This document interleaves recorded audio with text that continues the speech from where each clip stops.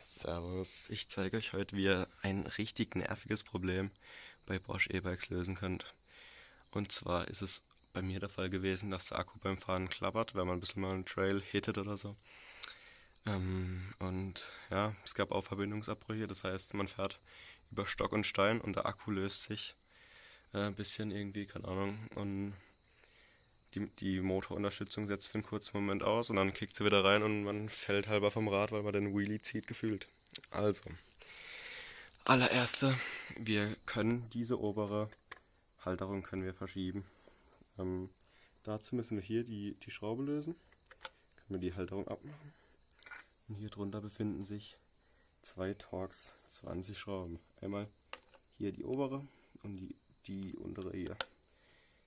Diese beiden könnt ihr lösen und dann könnt ihr das ganze obere Teil ein bisschen Richtung untere Halterung oder nach unten eben verschieben. So lange, bis der Akku wieder richtig fest sitzt. Also könnt ihr dann ausprobieren und er sich eben noch gescheit einrasten lässt.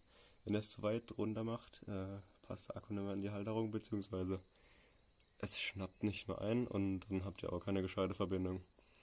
Ja, keine Ahnung, also war auf jeden Fall ein extrem nerviges Problem, habe eine Weile gebraucht. Ich hatte erst hier so ein Provisorium, in dem ich hier so Filzkleider draufgeklebt habe, dass der Akku nicht klappert, aber die Verbindungsabbrüche, die gab es immer noch und ja, deswegen hoffe ich, ihr könnt euer Problem damit fixen, ohne zum Händler zu gehen, weil die blicken auch nicht, was da los ist oft. Vor allem, wenn man das Problem nicht reproduzieren kann.